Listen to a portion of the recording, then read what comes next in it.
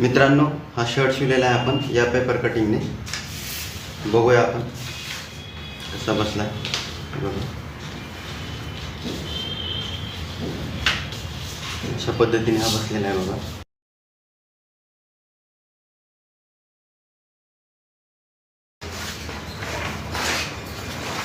अशा पद्धतीने बसलेला आहे.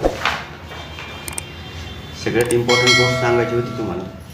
हे बघा, इथं सुद्धा बाही आणि बॉडी प्रॉपर बसलेली आहे, खालीवर अजिबात झालेलं नाही आहे. ते कशामुळे झालेलं नाही हे बघा. आपल्याला हा फ्रंट, ही शोल्डर असे आपण जोडतो. शोल्डर असे आपण जोडतो. शोल्डर अशी जोडतो. हे जोडत असताना इथं आपण प्रॉपर जेवढं कटिंग करताना मार्जिन सोडलं होतं इथं तेवढंच मार्जिन ठेवायचं इथं, आणि त्याची फक्त एकदा काळजी ठेवून व्यवस्थित गुंतवायचे. म्हणजे हा मुंडा आणि हा बाहीचा मुंडा कमी जास्त होणार नाही.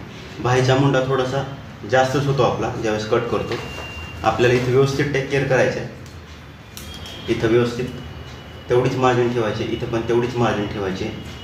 आणि एक गोष्ट तुम्ही नोटीस केली असेल, शिवताना काय बघितलं ना, हे बघा, हा जो बॅक फ्रंट आहे हा बघा असा कर्व. म्हणून ही शोल्डर ज्यावेळेस आपण कपड्याची शोल्डर जोडतो त्यावेळेस आपल्याला व्यवस्थित ही जोडायची. म्हणजे आपला शोल्डर आणि बॅक फ्रंट व्यवस्थित जोडलं आहे. हे बघा, त्याच्यामुळे हे आपलं व्यवस्थित बसलेलं आहे. आपल्याला ना इथं नंतर थोडासा फ्रंट कट करायची गरज आहे ना काय करायची गरज.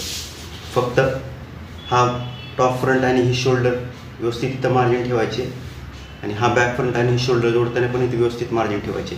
जास्त मार्जिन ठेवू नका, नाहीतर आपला बॉडीचा पार्ट जो आहे इथून इथपर्यंतवाला हा कमी होतो आणि बाही मोठी होते. ठीक आहे. तर या पेपर कटिंगचा व्हिडिओ मी लवकरच टाकेल.